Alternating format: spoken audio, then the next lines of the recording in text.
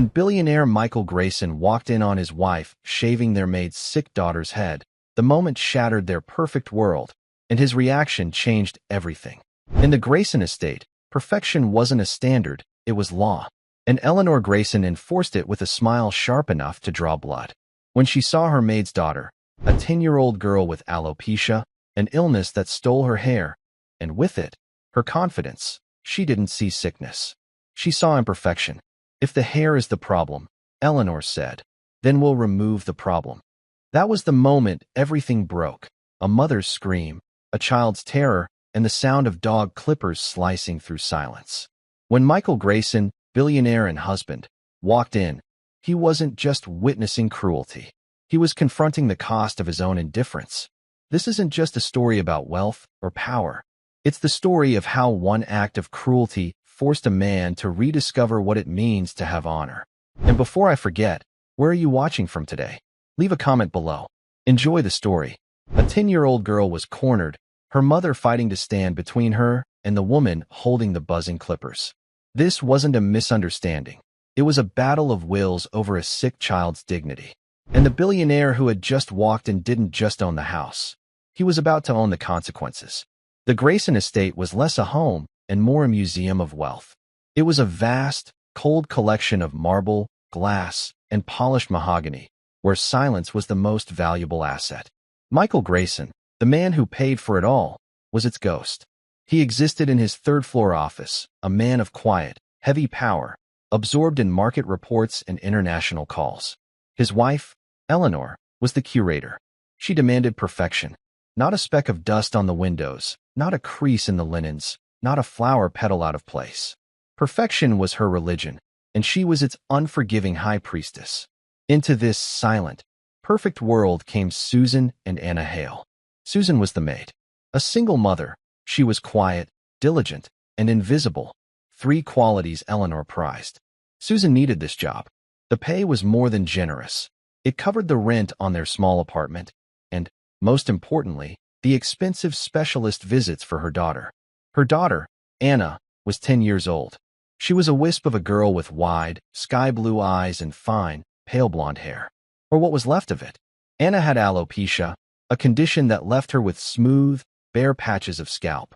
She hid her hair loss with a collection of soft, colorful knit caps, her small, constant shield against the world. While Susan polished the endless surfaces, Anna would sit quietly in the cavernous library, a sketchbook in her lap. She wasn't allowed to touch the books, but she was allowed to be silent.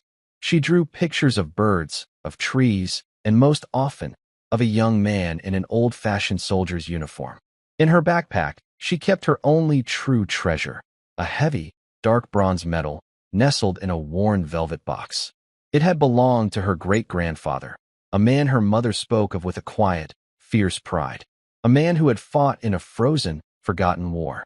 Eleanor Grayson did not like the knit caps. Susan, it's unsanitary, Eleanor had said a week ago, her voice cutting through the kitchen's quiet. She didn't look at Susan. She inspected a crystal glass for streaks. I'm sorry, ma'am, Susan said, her hands pausing in the sink. She has a medical condition. With her scalp, the doctor says it's best to. I am not interested in her doctor, Eleanor cut in. I am interested in the standards of my home.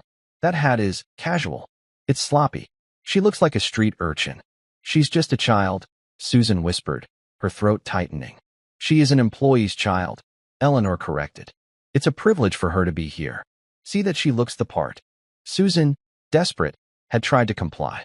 The next day, she spent an hour she didn't have tying Anna's thin blonde hair with a silk ribbon. It was a painful, delicate process, trying to cover the barest patches. It only made it worse. The ribbon drew attention to what it was trying to hide. When Eleanor saw her, her lips thinned into a single, hard line. This is worse. You're just decorating the problem. It's unsightly. That afternoon, Michael Grayson made a rare appearance downstairs. He was on his way to the garage, a phone pressed to his ear, when he passed the library. He paused. He saw the small, blonde girl in the oversized leather chair. He saw her sketchbook. He rarely spoke to the staff, let alone their children. But something made him stop. His own father had been a Marine, a hard man, a man who respected history. Anna froze, terrified she was in trouble. Michael nodded at her sketchbook. Who is that you're drawing? Anna's voice was barely a whisper. My great-grandpa. He was a soldier. She pointed to the velvet box on the table beside her. Michael's eyes fixed on it. He didn't touch it, but he recognized the shape. He recognized the faded blue and white ribbon. He was a brave man, Michael said, his voice quiet. He looked at Anna, truly seeing her for the first time. He noticed the knit cap she was wearing that day. He nodded, then continued on his way, the phone call long forgotten. Anna never forgot that. It was the first time a man, other than her doctors, had looked at her with simple, quiet respect. 2 days later, Eleanor decided to solve the problem. She was hosting a major charity luncheon on the weekend. The thought of that girl, that mess, walking around was intolerable. She found Susan in the downstairs utility room, organizing cleaning supplies. We are going to fix this, Susan. Permanently. Ma'am. The girl. Anna. Her hair. Eleanor's eyes were bright, decisive. If the hair is the problem, we will remove the problem. It's the only way to be truly clean. I don't understand, Susan said, though a cold dread was already spreading through her. Eleanor opened a steel cabinet. She pulled out a black plastic case, the kind used for grooming the family's 2 show poodles. She set it on the counter and opened it. Inside, nestled in foam, were a set of gleaming electric clippers. Susan's blood turned to ice. No, it's the perfect solution, Eleanor said, as if discussing a stubborn stain. It will be neat. Uniform. Hygienic. No, absolutely not, Susan said, her voice shaking but firm. She stepped in front of the cabinet. You are not touching my daughter. Eleanor looked at her. She was genuinely surprised by the defiance. Excuse me. You can't do that. It's cruel. It's monstrous. It's practical. Eleanor snapped, her patience gone. She has a disease. I am offering a clean, simple fix. Now, bring her to the mudroom bath. No, we're leaving. Susan turned, her heart pounding. She ripped off her apron and threw it on the floor. We're done. Come on, Anna, she called out, her voice high with panic. She ran into the hall, grabbing Anna from the library. Get your backpack, baby. We're going home. Mommy, what's wrong? Anna's eyes were wide, seeing her mother's terror. Susan. Eleanor's voice echoed from the hall. She was standing at the mudroom entrance, blocking their path to the service door. She held the clippers in her hand. Get out of our way, Mrs. Grayson. You walk out that door, Susan, and you are finished, Eleanor said, her voice lethally calm. I will call my friends. I will call every agency in this city. You will never work as a maid, a cleaner, or a dishwasher. You will be on the street in a week. How will you pay for her treatments then? Susan froze. The words hit her like a physical blow. She looked at her daughter. She thought of the doctor's bills on their tiny table. She was trapped. Please, Susan begged, tears welling in her eyes. Please, Eleanor. She's just a little girl. Don't do this. It will destroy her. It's hair, Eleanor said, disgusted by the emotion. It will grow back. Or it won't. Either way, it will be neat. Now, get in the bathroom. She grabbed Anna's arm. No, Susan shrieked. She shoved Eleanor's arm away. Get your hands off my daughter. Susan pushed Anna behind her, shielding her with her own body. You will not touch her. Eleanor, stunned by the physical defiance, stumbled back. Her face, usually pale and controlled, flushed a dark, angry red. How dare you? You put your hands on me. In my house. In a flash of pure, cold fury, Eleanor lunged. She grabbed Anna by her thin shoulders and dragged her, screaming, into the small, sterile bathroom. She pushed Susan back, slamming the door. But Susan threw her body against it, forcing it open again. It was an ugly, desperate scramble. Mommy, help! Anna cried. I'm here, baby. I'm here. Susan fought, trying to pull her daughter back. Eleanor, stronger than she looked, held Anna in a grip of iron. She turned on the clippers. The beezy sound was deafening, violent. Hold still, Eleanor commanded, as she brought the buzzing clippers toward the 10-year-old's head. No, Susan screamed and lunged forward, grabbing the clippers with her bare hand. Let go of me, you foolish woman. It was at that exact moment that Michael Grayson, home early from a canceled meeting, walked in. He heard the screaming. He heard the electric buzz. He pushed open the mudroom door and stopped. The scene before him was chaos. His wife, her hair coming undone, her face a mask of rage, was in a physical struggle with the maid. The little girl, Anna, was sobbing, pinned between them, and the clippers were buzzing, inches from her head. Anna's backpack was on the floor, spilled open. The velvet box was there. Stop. Michael's voice was not loud. It was heavy. It was the voice he used when billions were on the line. The sound cut through the panic. Eleanor, Susan, and Anna all froze. The buzzing of the clippers was the only sound. Michael, Eleanor said, breathing heavily. She tried to compose herself, to smooth her blouse. I am handling a situation. This woman, she assaulted me. Mr. Grayson, she was trying to cut Anna's hair. Susan sobbed, her hand red from where she'd grabbed the clippers. Please, sir, don't let her. Michael's face was unreadable. He looked at the clippers. He looked at his wife's furious face. He looked at Susan's desperate one. Then his gaze settled on Anna. She was looking at him, her face streaked with tears, her eyes holding a desperate, terrified hope. He saw the velvet box on the floor. He walked past his wife. He knelt, his expensive suit creasing on the tile floor. He picked up the velvet box. He opened it. The bronze star lay in his palm. This, he said to Anna, his voice quiet, belonged to your great-grandfather. Anna nodded, sniffling. He was a hero. Michael closed his eyes for a single second. His own father, a Marine, had plaques on his wall. He had been raised with words like honor, duty, and respect. He stood up. He looked at his wife. What is this, Eleanor? I told you. It's a hygiene issue, she hissed. Look at the girl's head. It's a mess. I was fixing it. Fixing it. His voice was flat. She is a 10-year-old child. A sick child. She is the maid's child. Eleanor shot back. It's my house. I will not have it. Michael looked at her. He saw a stranger. My house, he corrected her. He held out his hand. Give me the clippers. Michael, don't be absurd. I am handling this. Give me the clippers. The command was absolute. It was the voice that empires obeyed. Eleanor's hand, white-knuckled, released its grip. She handed them to him. Michael clicked them off. The sudden silence was deafening. He looked at Susan. Susan, take Anna. Go to the main kitchen. Ask Maria to make you both some hot chocolate. And tell her to find the first aid kit for your hand. Wait for me there. Susan stared, speechless. Then she nodded, grabbing Anna's hand and her backpack. She scrambled out of the room as if fleeing a fire. Now, Michael and Eleanor were alone in the small, sterile room. Have you lost your mind? Eleanor finally burst out. You're taking their side? The servants. I am taking the side of a child you were terrorizing, Michael said. His voice was dangerously soft. You were going to shave her head. With dog clippers. They are not. They are for grooming. It's the same thing. No, Eleanor. It is not. He took a step toward her. She took a step back, hitting the counter. You brought shame on this house, he said. I brought standards. You brought cruelty. He looked at the clippers in his hand. He looked at her. His eyes were like ice. You are obsessed with perfection. With appearances. He clicked the clippers back on. The beezy sound filled the room again, loud and violent. Eleanor's eyes widened, a flicker of genuine fear in them. Michael, what are you doing? Don't be theatrical. You wanted to fix something that was imperfect, he said, advancing another step. You wanted to make something neat. Let's start with you. Eleanor's breath caught. She stared at the buzzing clippers in her husband's hand.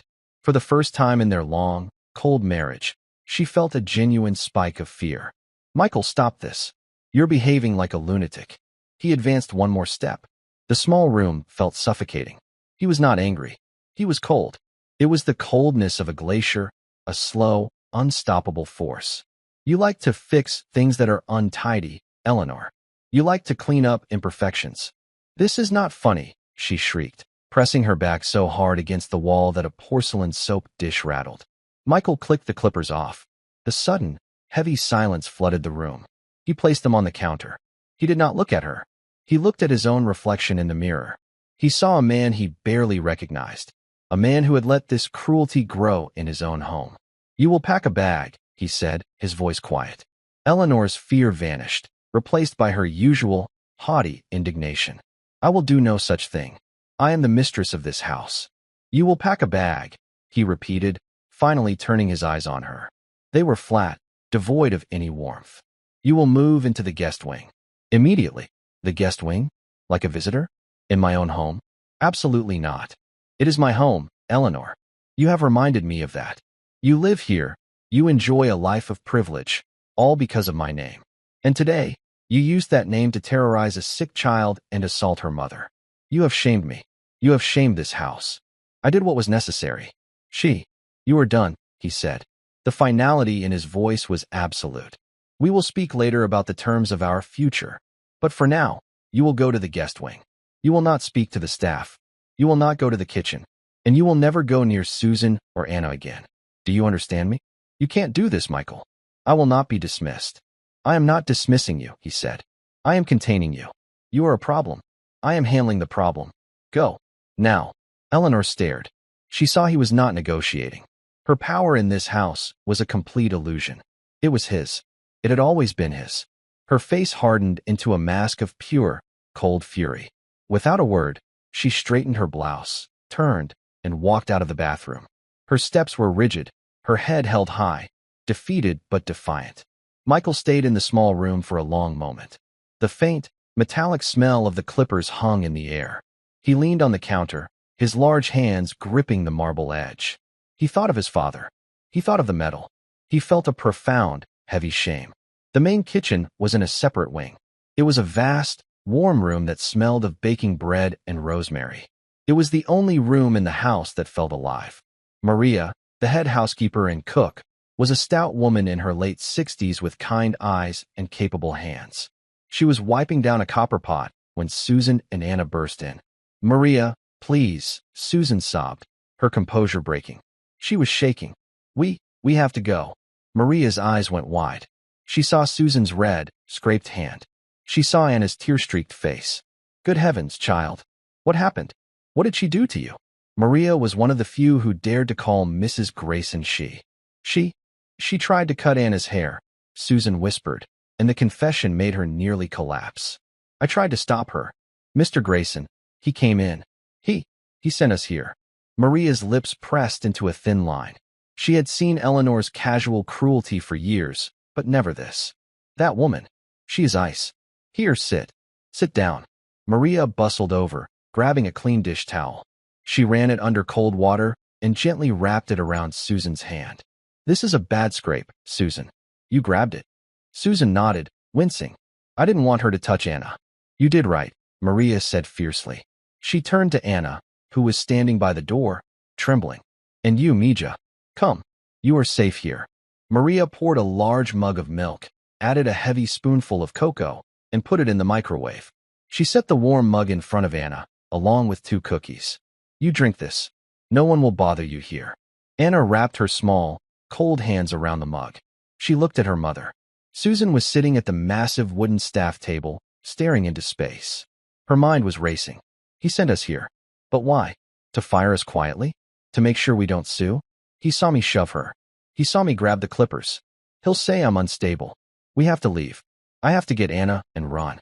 She was half risen from her chair when the kitchen door swung open. It was Michael Grayson. Susan froze. Maria, who had been bustling by the sink, turned and stood still. Michael looked out of place in the warm, domestic kitchen. His suit was perfect. His face was heavy with exhaustion. He looked at the scene. He saw the first aid kit on the table. He saw the half-empty mug of cocoa. His eyes met Susan's. She looked terrified, like a deer about to bolt. Sir, Susan stammered, standing up. I will get our things. We are so sorry. We will be gone in 5 minutes. Sit down, Susan, Michael said. His voice was not unkind. Please. Susan hesitated, then sank back into the chair. Michael looked at Maria. Maria, would you please call my driver? Tell him to bring the sedan around. I want him to take Susan to the private clinic in town. Her hand needs to be properly x-rayed and bandaged. Maria's eyebrows shot up. Yes, sir. Right away. She hurried out to the hall phone. Michael was alone with the mother and daughter.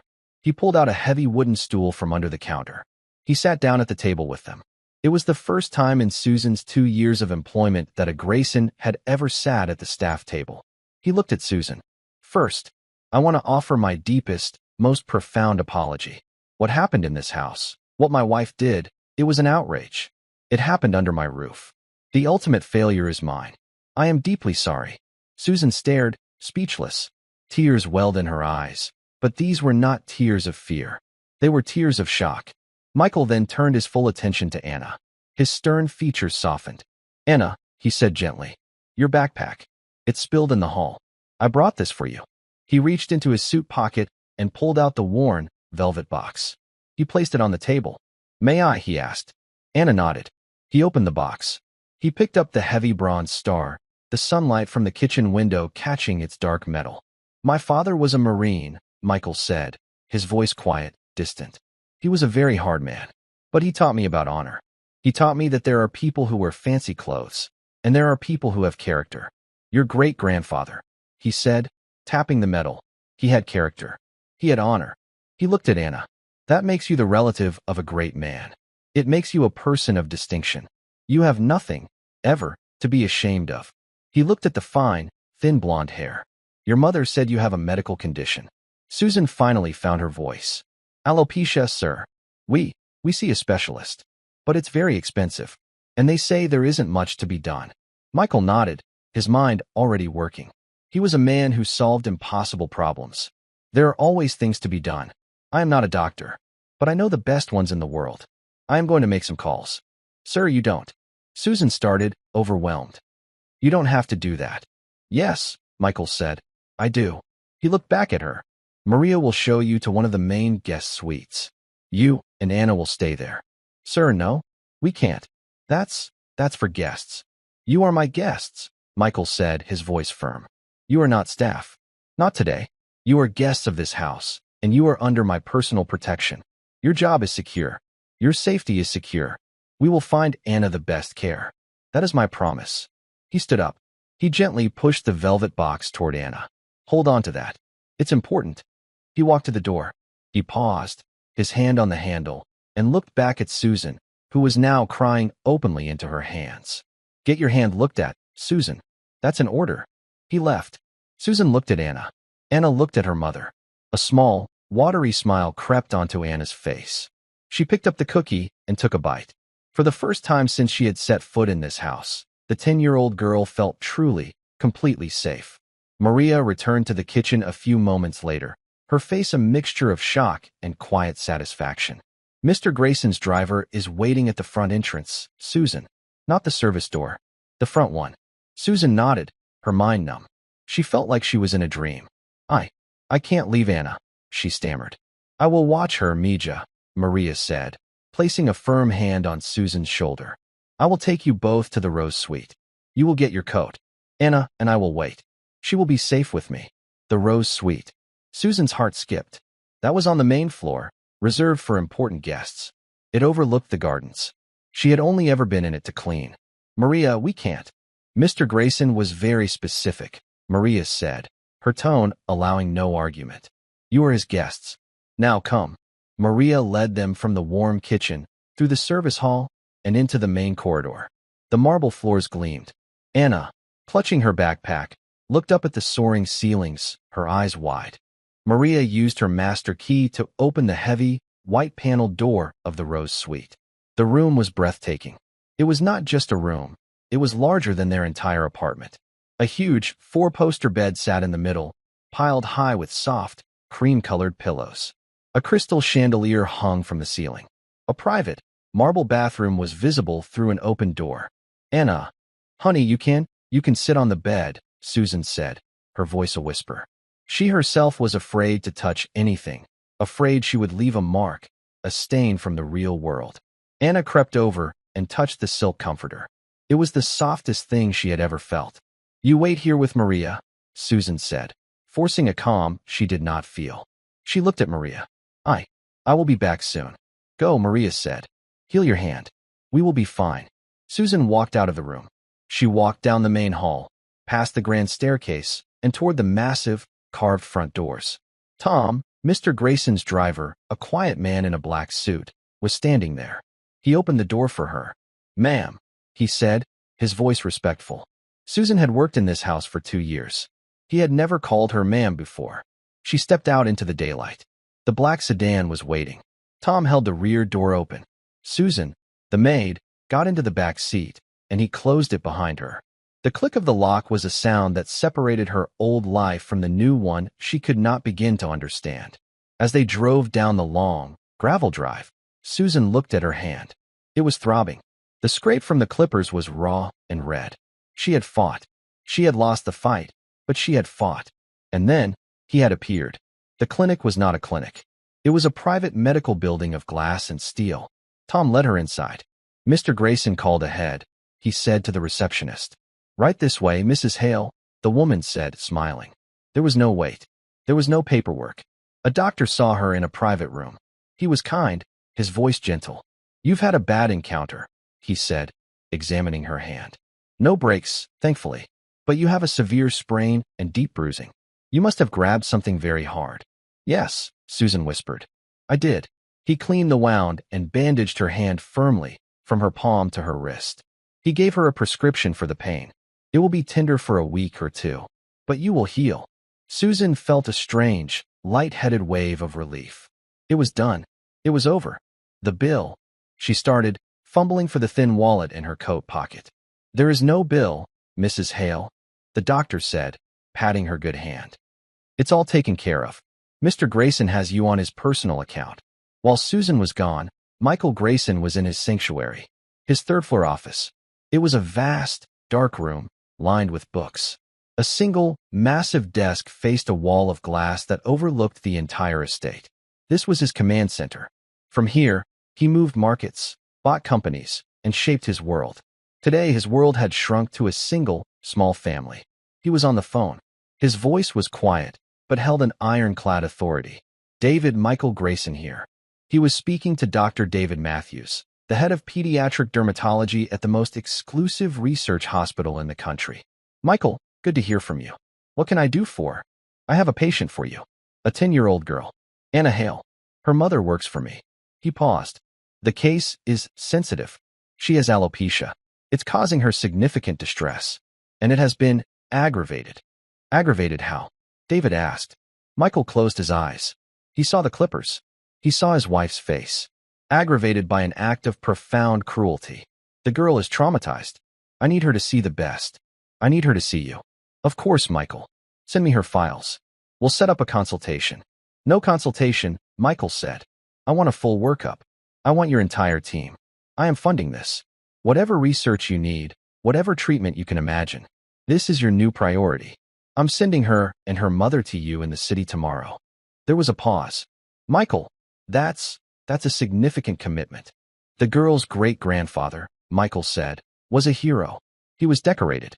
The family has honor. The girl is being treated poorly. I will not have it. I understand, Dr. Matthews said, his voice changing. He understood. This was not a simple favor. This was a mission. I'll clear my schedule for the afternoon. Thank you, David, Michael said. He hung up. He pressed another button on his console. This call was to his personal assistant, a man named George. George, Michael said, I have a research project for you. I need you to find a service record. The name is Hale. I don't have a first name. He was a war veteran. Army. He received a Bronze Star. He is the great-grandfather of a current employee, Susan Hale. I need to know everything about him. I want the file on my desk by morning. Yes, Mr. Grayson. It will be done. Michael swiveled his chair to look out the window. He could see the black sedan pulling back up to the front entrance. Susan was getting out. He felt the heavy weight of his father's expectations. You don't just protect your money, son. You protect your people. A man's only as good as his honor. He had failed. His wife had acted as a tyrant, and he had been a ghost. No more. In the Rose Suite, Anna sat on the massive bed. Maria had brought her a tray with a small sandwich and a glass of apple juice. You eat, Mija, Maria said softly. Your mama will be right back. Anna nibbled on the sandwich. She didn't feel hungry. She felt strange. The room was beautiful. It was quiet. No one was yelling. She took her sketchbook from her backpack. She opened it to a blank page. She took out the velvet box and set it on the nightstand. She looked at the metal. Then she began to draw. She drew her great-grandpa. This time, she didn't draw him in his uniform. She drew him standing tall, one hand on her shoulder. He was smiling. When Susan returned, her hand wrapped in a clean, white bandage, she found her daughter asleep. Anna was curled on top of the silk comforter, her sketchbook still open beside her. Susan stood for a long time, just watching her sleep. The fear was finally starting to fade. It was replaced by a deep, bone-weary exhaustion, and something else. A small, fragile flicker of hope. She looked at the velvet box. She looked at her daughter. She looked at the bandaged hand that had tried to stop the clippers. He called him a hero, she whispered. She felt a tear slide down her cheek. My grandpa. He knew. She sat in a plush armchair by the window. She did not sleep. She watched the sun set over the perfect, manicured gardens. And for the first time in years, she felt like she might be able to breathe. Across the house, in the guest wing, Eleanor Grayson was on her own phone. The wing was just as luxurious as the Rose Suite. But to her, it was a prison. She was speaking to her lawyer. He's moved the maid into the house, Arthur. Into the Rose Suite. The one I decorated. Her lawyer's voice was cautious. Eleanor, moved in could mean many things. Are you sure? He told me to pack a bag. He's exiled me. For them. Her voice was a low, venomous hiss. He's siding with the servants. He looked at me. He looked at me like I was dirt. Eleanor, this is a delicate domestic situation. What do you want me to do? I want you to fix this. I am Mrs. Michael Grayson. I am not some prisoner. And that charity luncheon is on Saturday. It's vital. I will not be humiliated. I will look into the legalities of his request, Arthur said. But Michael is a very powerful man. Be careful. He's not just powerful, Eleanor seethed, hanging up the phone. He's sentimental. And that is a weakness. She paced the expensive rug. She thought of the little girl. The hat. The medal. It was all so tacky. So emotional. Michael had fallen for it. Her mind began to work. She had been humiliated. She had been displaced. This would not stand. If Michael wanted to champion the maid, she would find a way to remove the maid. She picked up the phone again. This time, she called a private investigator she had used once before to check on a nephew's fiancé. Mr. Norris, she said, her voice smooth as silk. I have a small project for you. A new employee of my husband's. A maid. Susan Hale. I want to know everything. Where she lives. Who she knows. Any problems she might have. I want it all. The next morning, Susan woke with a start. For a disorienting second, she didn't know where she was. The ceiling was impossibly high. The light filtering through the window was soft, tinted by the pale yellow silk of the curtains. She was in an armchair, her neck stiff.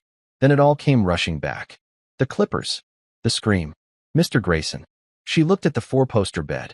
Anna was still asleep, buried in a mountain of white pillows, her small face peaceful. Her backpack was on the floor, the velvet box placed carefully on the heavy, polished wood nightstand. Susan looked at her own bandaged hand. It was real. All of it. A soft knock came at the door. Susan jumped, her heart pounding. She half expected to see Eleanor, her face twisted in rage. Come in, she whispered. The door opened, and Maria entered. She was not in her usual work uniform. She was carrying a silver tray. Good morning, Maria said, her voice warm. I thought you two might like breakfast in your room. Not the staff meal. On the tray were scrambled eggs, fresh fruit, and small pastries. There was a pot of coffee for Susan and a glass of orange juice for Anna. Maria, you don't have to do this, Susan said, overwhelmed. Mr. Grayson's orders, Maria said, setting the tray on a small table by the window. He was very clear. You are to be treated as family. And, she leaned in, her voice dropping to a conspiratorial whisper. Mrs. Grayson has been relocated to the guest wing. She is not to be disturbed. Or, I think, to disturb anyone else. Susan's jaw dropped. He moved her? He did. Maria's face was a perfect, professional mask, but her eyes were dancing. Now, he also said that a car will be here at 10 o'clock.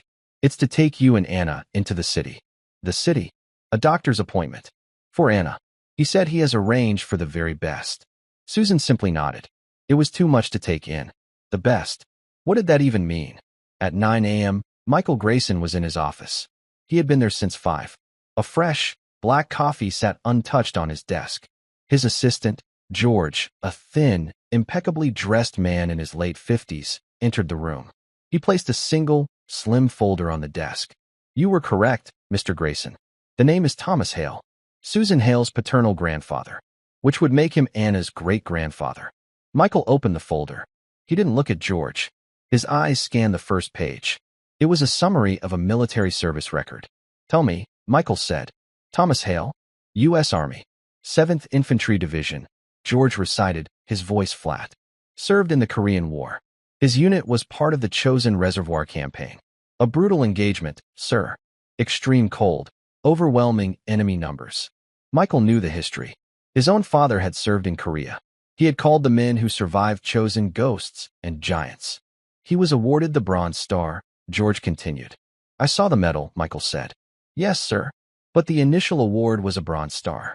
It was upgraded after he was repatriated from a prisoner of war camp. Michael's head snapped up. He was a POW? Yes, sir. For 2 years. It seems his commanding officer was killed in action, and the recommendation paperwork was lost. It was resubmitted upon his release. George turned a page. This is the citation for the upgrade. It's from his new CO. Michael took the paper. He read the simple, stark language. For extraordinary heroism on November 28, 1950. Private Hale, despite being wounded by shrapnel, refused evacuation. He remained at his machine gun post for 6 hours under constant enemy assault, allowing the rest of his platoon to withdraw to a new defensive line. He was captured at his post, having exhausted his ammunition. His actions are credited with saving the lives of at least 22 men. Michael put the paper down. His hand was shaking slightly. This wasn't just a soldier. This wasn't just a hero. This was a man who had held the line. A man who had sacrificed himself for his unit. A man who had endured a prison camp. He thought of his own father, who had spent his entire life valuing grit above all else. His father would have considered Thomas Hale a legend.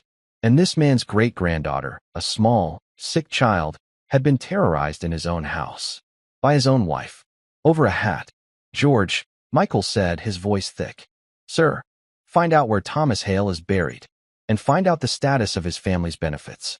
See if his widow, or anyone, is receiving what they are owed. I want a full report. Yes, Mr. Grayson. And George, cancel my meetings for today. All of them. Sir, the Tokyo delegation. Cancel them. George nodded. He knew this tone. When Michael Grayson went on a mission, the world stopped. George quietly left the office. Michael picked up the citation again. Saving the lives of 22 men. He whispered. He looked out the window. I can't save him, but I can save her. The drive to the city was a silent blur. Susan and Anna sat in the back of the black sedan. Anna had her sketchbook in her lap, but she wasn't drawing. She just looked out the window at the tall buildings. The clinic was a gleaming tower of glass that seemed to touch the sky. It was a research hospital, the name carved discreetly in stone by the entrance. A woman in a crisp suit met them in the lobby. Mrs. Hale? Anna? I'm Sarah, Dr. Matthews' assistant. We've been expecting you. She led them up a private elevator to a quiet, carpeted floor that looked more like a hotel than a hospital. They were shown into an office. Dr. David Matthews stood up. He was a kind-looking man with gray hair and a warm smile. He wasn't wearing a white coat. He wore a simple button-down shirt. He didn't speak to Susan. He knelt, just as Michael Grayson had. He spoke directly to Anna. You must be Anna, he said, his smile genuine. I'm David. It's a pleasure to meet you. Anna, shy, hid behind her mother. I heard something about you, Dr. Matthews said. I heard you're a very talented artist. Is that true? Anna peeked out. She nodded slowly. Well, I'm a bit of a doctor, he said. And my job is to try and help your scalp feel better. Is that okay with you? Anna nodded again. Good. We're going to run a few tests. It's mostly just looking, maybe taking a picture with a special camera. Nothing will hurt. I promise. For the next hour, Anna was treated with a gentleness she had only ever known from her mother. Dr. Matthews was patient. He explained everything. He called the special microscope a magic magnifying glass. He let Anna look through it herself. See, he said, your head is healthy. Your skin is strong. But these little things here, he pointed, the follicles, they're just asleep. Our job is to see if we can wake them up. After, he sent Anna with a nurse, who he called a paint specialist, to an art therapy room to draw what she saw. Then, he sat with Susan. Mrs. Hale, Susan, your daughter has alopecia areata. You know this. It's an autoimmune condition. Her body is mistakenly attacking her hair. They said it was because of stress, Susan whispered. Stress can be a trigger, yes, Dr. Matthews said.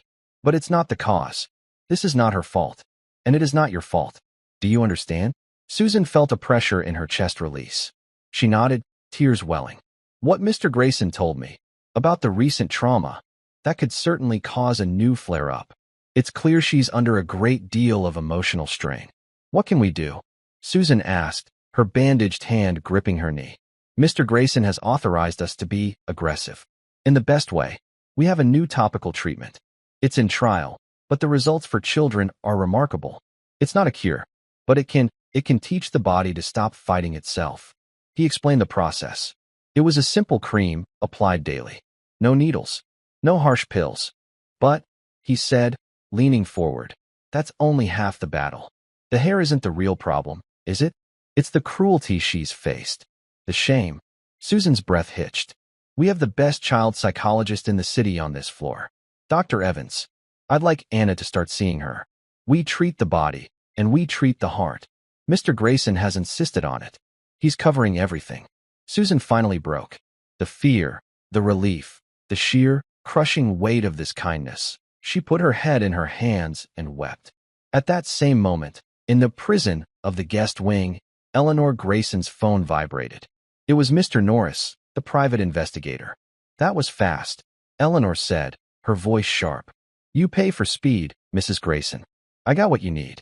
And Susan Hale, single mother, no criminal record, pays her rent on time, no drug use, no gambling. She's clean. Eleanor's heart sank. Nothing? She must have something. I didn't say that, Norris said, and Eleanor could hear the smirk in his voice. She's clean now. But 3 years ago? Different story. She was a housekeeper at the Westford Hotel downtown. Yes? Go on. She was fired. Terminated for cause. What cause? Eleanor said, a thrill running up her spine. Theft. A guest, a wealthy woman, reported a diamond watch missing from her suite. She said Susan was the only one who had access. The hotel investigated.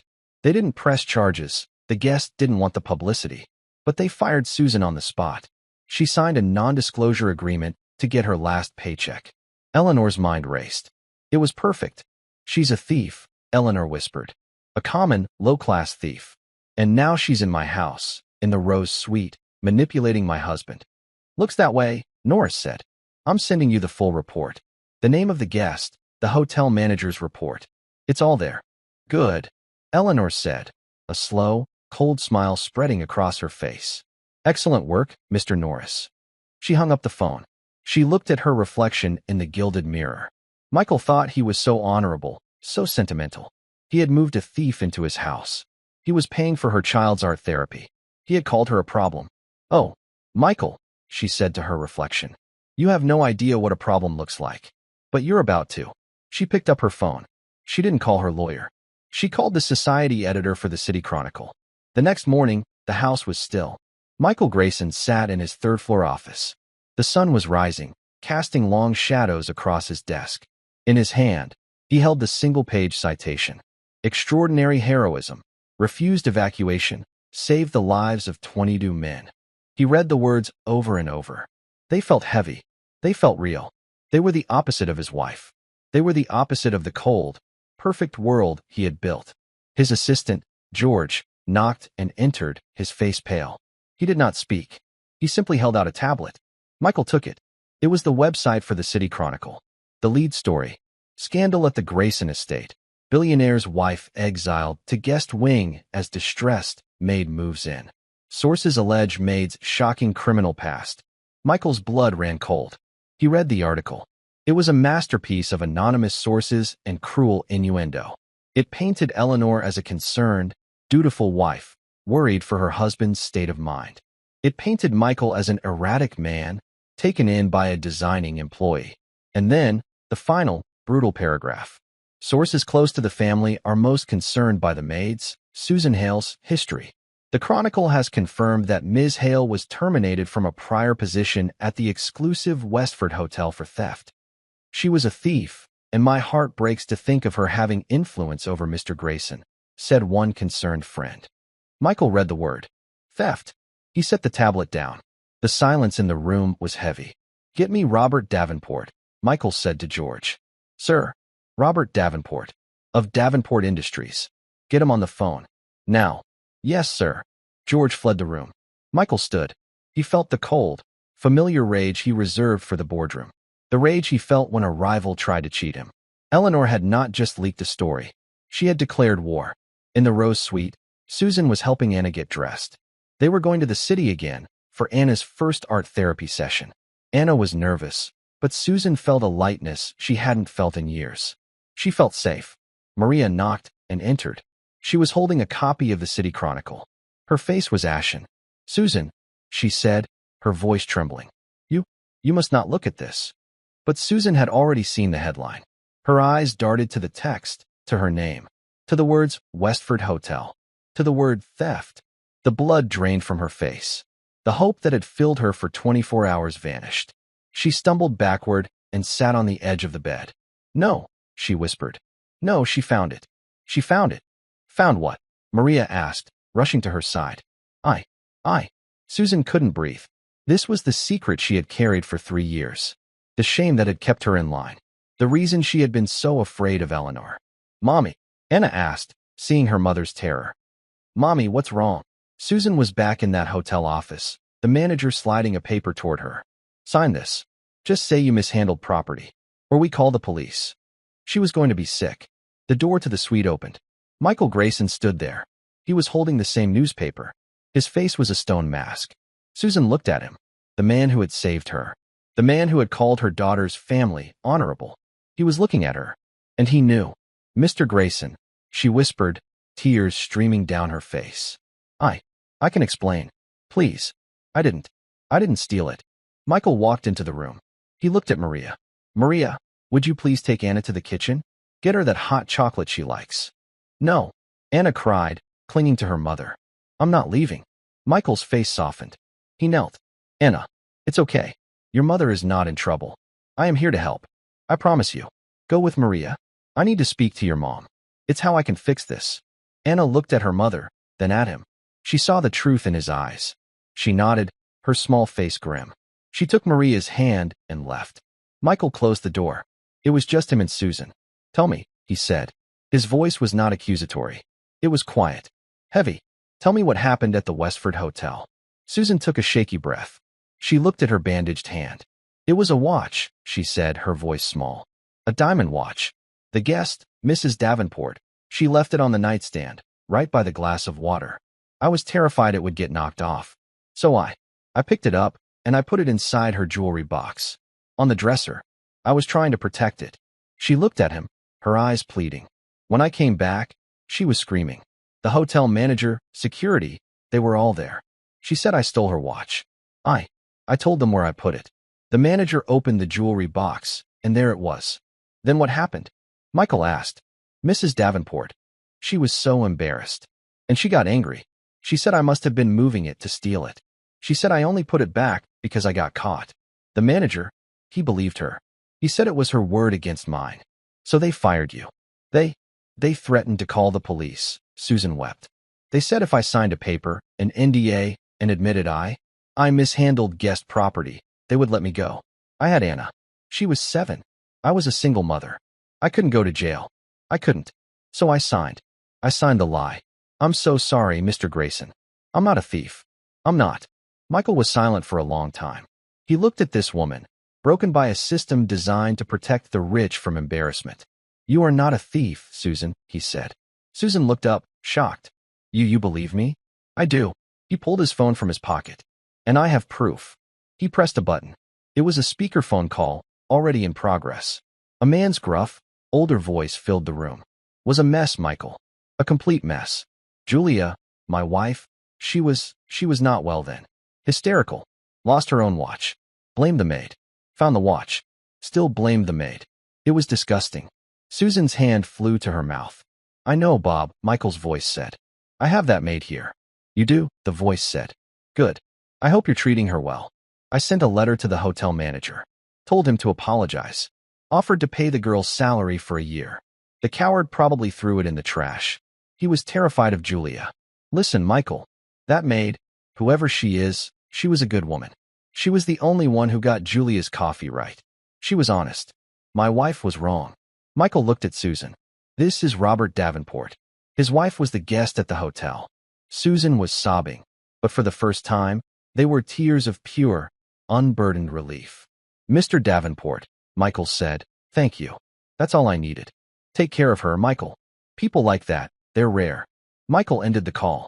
He knew, Susan whispered. He knew the whole time. Yes. Michael's face was hard again. And now, so does everyone else. He turned to the door. Your appointment is not canceled. Tom will take you and Anna to the city. When you return, this will be handled. Michael walked from the Rose Suite, across the grand foyer, to the guest wing. He did not knock. He used his master key and opened the door. Eleanor was at the vanity, fixing her makeup. She was on the phone. Yes, the charity luncheon is absolutely still on, she was cooing. It's just a small domestic issue. Michael is just emotional. She saw his reflection in the mirror. Her smile was triumphant. Michael, darling, did you see the paper? A terrible, terrible scandal. That woman, a thief. I told you I would fix it. I saved us. Hang up the phone, Eleanor, he said. Michael, don't be cross. I said, hang up the phone. The ice in his voice made her flinch. She mumbled a goodbye and hung up. You really did it, didn't you? She said, standing to face him. You threw your wife, your family, under the bus for a servant. I just got off the phone with Bob Davenport, Michael said. Eleanor's smile wavered. I don't know who that is. He's an old friend of my father's. His wife was the guest at the Westford Hotel, the one who lost her watch. Eleanor's face went completely white. He remembers the incident perfectly, Michael said, advancing into the room. He remembers his wife's hysterical behavior. He remembers the maid being honest. He remembers it all. You called him? She stammered. You built your lie on a foundation of sand, Eleanor. You were so desperate to find dirt on a good woman that you never stopped to check the truth. You just wanted to hurt her. You just wanted to win. I did it for us, she shrieked. I did it to protect our name. The name you let that child, tarnish. You are the tarnish, Eleanor. You are the rot. You terrorized a sick child. You assaulted her mother. And then, when you were held accountable, you tried to destroy that mother by leaking a vicious, slanderous lie to the press. He stood in front of her. This is not about standards. This is not about hygiene. This is about your own cold, black heart. You are a bully, and I will not have a bully in my house. You can't talk to me like this. I am your wife. Not for long. Call your lawyer. I want you out. Not in the guest wing. Out of this house. By noon. No, she cried, the cold composure finally shattering. The luncheon. Saturday. My friends. My reputation. Your reputation is gone, Michael said. You destroyed it yourself. You have my name. You have my money. But you do not have an ounce of my father's honor. Or of that maid's. He turned and walked to the door. Michael, please, she begged. It was the first time he had ever heard her beg. Don't do this. I have nowhere to go. Michael paused at the door. He looked back at her. That is not my problem, Eleanor. I am handling it. He closed the door. 2 months later, the Grayson estate was quiet. But it was a different kind of quiet. It was warm. Susan Hale was in the small office off the kitchen. She was no longer in a uniform. She wore a simple, professional blouse and skirt. She was the new head of household. She ran the estate. Maria, now her second in command, was laughing with her over a scheduling sheet. In the grand library, sunlight streamed in. Anna was sitting on the floor. Her hair, in the past weeks, had begun to return. It was not a full head of hair. It was a fine, soft, blonde fuzz, a sign of new life, of healing. She wasn't wearing a hat. She wore a simple, blue headband. Dr. Evans, her art therapist, sat with her. Tell me about this one, Anna, she said. Anna held up her drawing. It was a picture of the library, but in the center, on the main wall, was a new portrait. It was her great-grandfather, Thomas Hale, in his uniform. Michael Grayson walked in. He was smiling. A real, warm smile. Am I interrupting? He asked.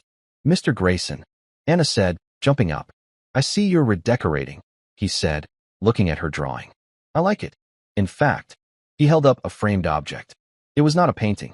It was the citation, the one he had read in his office. It was beautifully framed in dark wood, with a small brass plaque. Your mother gave me permission, he said. I thought this belonged here. For everyone to see. Real honor. He hung it on the wall, in the center of the main bookshelf, where everyone who entered would see it. Anna walked up to it. She traced the glass over the words. Saving the lives of 22 men. He was a hero, she whispered.